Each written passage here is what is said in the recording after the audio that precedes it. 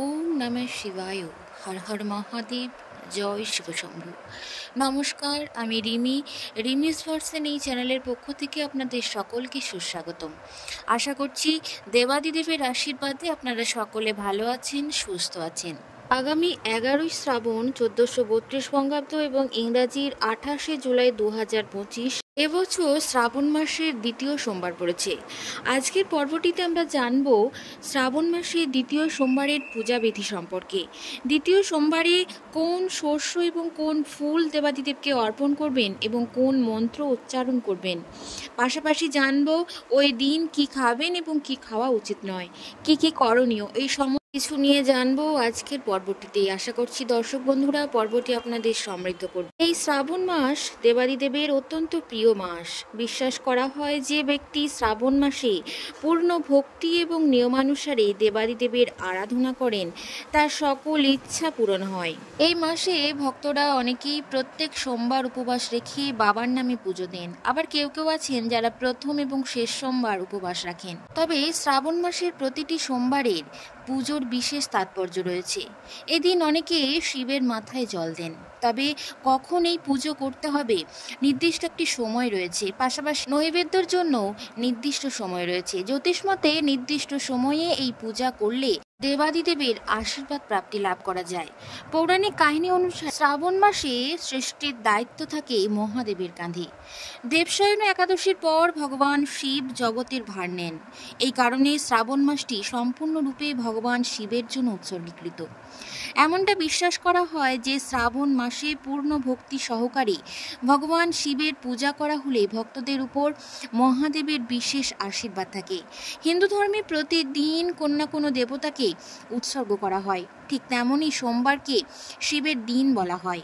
তাই শ্রাবণ মাসে সোমবারের বিশেষ গুরুত্ব রয়েছে। এটা বিশ্বাস করা হয় যে অবিবাহিত মেয়েরা যারা শ্রাবণ সোমবারের উপবাস পালন করে তাদের ভালো বর পাওয়া যায় এবং বিবাহিত মহিলারা এই উপোস পালন করলে তাদের দাম্পত্য জীবন সুখের হয়। আসুন জেনে নিই শ্রাবণ মাসের দ্বিতীয় সোমবারের পুজোর নিয়ম এবং পুজোর সময় সম্পর্কে। ওই দিন প্রথমেই বলি, সূর্যোদয় হচ্ছে 5টা 8 মিনিটে এবং সূর্যাস্ত 6টা 20 মিনিটে।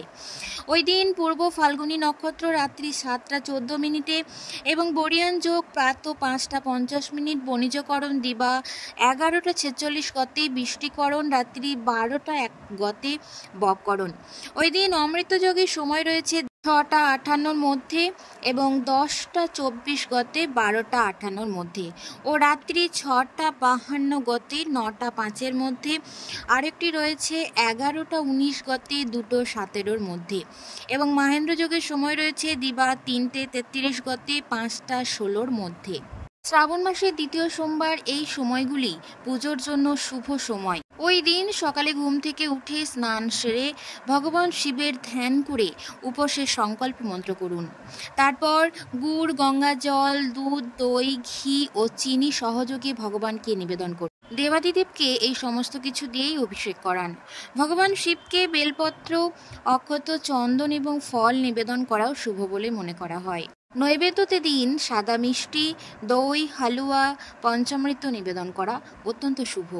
শিব পূজা সম্পন্ন করার জন্য অবশ্যই প্রদীপ জ্বালিয়ে মহাদেবের আরতি করুন। পাশাপাশি শিব চল্লিশা পাঠ করা অত্যন্ত শুভ এবং শিব মন্ত্র উচ্চারণ করার মধ্য দিয়ে পূজা সম্পন্ন করুন। শিবলিঙ্গে জল নিবেদনের সময় ওম নমঃ শিবায় এই মন্ত্রটি উচ্চারণ করতে করতে শিবলিঙ্গে জল নিবেদন করুন। ধর্মে এই মন্ত্রটির একটি বিশেষ তাৎপর্য রয়েছে।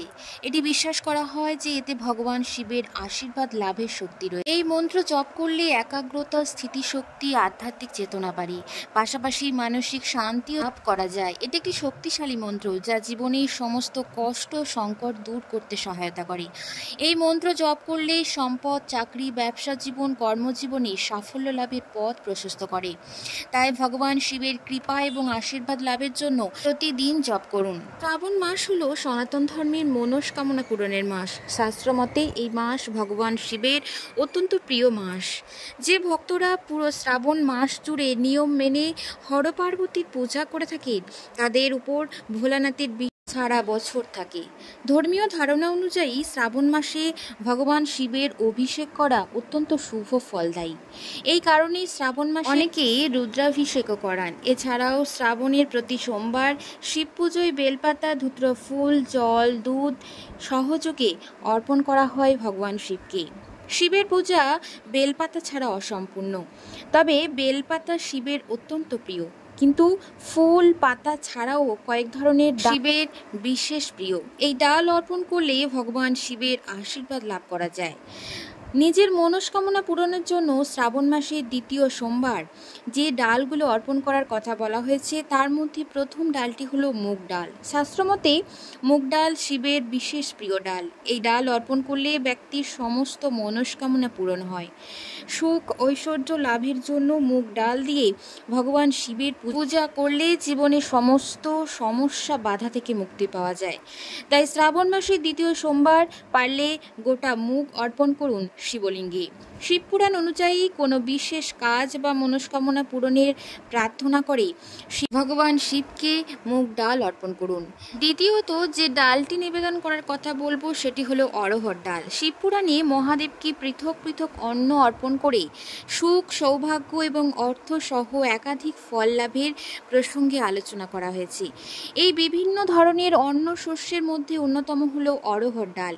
এই অড়হর ডাল এবং পাতা দিয়ে ভগবান শিবের পূজা করলে শরীর এবং মনের সঙ্গে জড়িত দুঃখ দূর হয়। আবার কোনো জাতক যদি আর্থিক কষ্টে ভোগেন তাহলে এই শ্রাবণ মাসের দ্বিতীয় সোমবার যদি এক মুঠো অড়হর ডাল অর্পণ করে তাহলে সেই ব্যক্তি সকল সমস্যা থেকে মুক্তি পাবে এবং ভগবান শিবের আশীর্বাদ লাভ করতে পারবে। তবে অবশ্যই ডাল অর্পণ করার সময় ওম নমঃ শিবায় এই মন্ত্রটি জপ করতে হবে। তৃতীয়ত যে ডালটি নিবেদন করার কথা বলবো সেটি হলো ছোলার ডাল। অবিবাহিত জাতক বা জাতিকা যাদের বিবাহ হচ্ছে না তারা শ্রাবণ মাসের দ্বিতীয় সোমবার ভগবান শিবকে ছোলার ডাল অর্পণ করুন। এর ফলে বিবাহে বাধা দূর হবে। পাশাপাশি অবিবাহিত এবং বিবাহযোগ্য জাতক জাতিকারা শ্রেষ্ঠ জীবন সঙ্গী লাভ করবে। শিব পূজায় বেলপাতা অর্পণে বিশেষ মাহাত্ম্য রয়েছে, কারণ এই বেলপাতা নিবেদনে সকল পাপ নাশ হয়, ব্যক্তি ঐশ্বর্য এবং বৈভব লাভ করতে পারে। তবে কাটা বা ছেঁড়া বেলপাতা ভুলেও শিবলিঙ্গে অর্পণ করবেন না। পরবর্তী যে ডালটি নিবেদন করার কথা বলবো সেটি হলো বিউলির ডাল। শ্রাবণ মাসে ভগবান শিবকে খুশি করার জন্য শনিবার শিবলিঙ্গে গোটা বিউলির ডাল অর্পণ করুন। এর ফলে জীবনে সমস্ত দুঃখ কষ্ট দূর হবে। আবার জাতক বা জাতিকাদের জীবনে যদি শনির দশা থেকে থাকে তাহলে তা থেকে মুক্তি পাবে। পরবর্তী যেটি নিবেদন করার কথা বলবো সেটি হলো চাল। দেবতা পূজায় অক্ষত অর্পণ অত্যন্ত গুরুত্বপূর্ণ। তবে অক্ষত অর্থাৎ অখণ্ড চাল অর্পণ করলে কলহ থেকে মুক্তি পাওয়া যায়, জীবনে শান্তির আগমন ঘটে। যে ব্যক্তি চাল অর্পণ করে সেই ব্যক্তি মাতা লক্ষ্মীর আশীর্বাদ লাভ করে এবং প্রচুর ধন অর্জন করতে পারে। তবে শিব পুজোয় ভুল করেও কখনো ভাঙা চাল অর্পণ করতে নেই। অক্ষত অর্পণের সময় অবশ্যই ওম নমঃ শিবায় এই মন্ত্রটি জপ করতে যেন ভুলবেন না।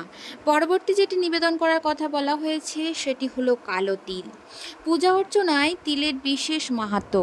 তবে শ্রাবণ মাসে শিবকে কালো তিল অর্পণ করলে অথবা জলে তিল দিয়ে শিবের অভিষেক করালে খারাপ সময় কাটিয়ে উঠতে পারে। শাস্ত্রমতে শ্রাবণ মাসে দেবাদেবকে কালো তিল অর্পণ করলে সমস্ত কলহ বিবাদ দূর হয়। এর ফলে জীবনে মানসিক শান্তি এবং শারীরিক স্বাস্থ্য উন্নতি ঘটে। এখন জেনে নেব শ্রাবণ মাসের দ্বিতীয় সোমবার খাওয়ার কি বিধিনিষেধ রয়েছে। শ্রাবণ মাসের উপবাস রাখলে কেবলমাত্র নিরামিষ খাবার খাওয়া যাবে। ফল, দুগ্ধজাতীয় যে কোনো প্রকার খাবার, মিষ্টি, সাবুদানা, খিচুড়ি বা ক্ষীর বা শ্যামা চালের ভাত এই সকল খাবারগুলি খাওয়া যাবে। তবে অবশ্যই যে রান্নাটি আপনি নিরামিষ করবেন সেটিতে অবশ্যই সন্দর্ভ লবণ দিয়ে রান্নাটা করার চেষ্টা করবেন। তবে এই দিন যে যে খাবারগুলি খাওয়া উচিত নয় তার মধ্যে প্রথমেই বলি মাছ, মাংস, ডিম, পেঁয়াজ, রসুন অর্থাৎ আমিষ জাতীয় যে কোনো প্রকার খাবার এই দিন খাওয়া উচিত নয়। উপবাস রাখলে এই দিনে ভুল করেও শস্য বা ডাল জাতীয় কোনো খাবার মুখে তুলবেন না। ভাতের তৈরি কোনো খাবার মুখে তুলবেন না। পাশাপাশি বেগুন, বাঁধাকপি, তেতো জাতীয় যে কোনো খাবার এই দিন মুখে তুলবেন না।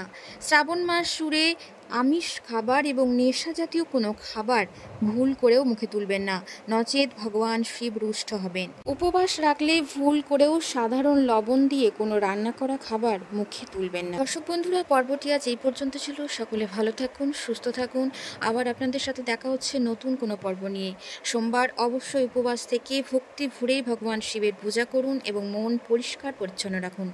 ধন্যবাদ। প্রভুর কৃপা সকলের উপর বর্ষিত হোক। হর হর মহাদেব। জয় শিব শম্ভু।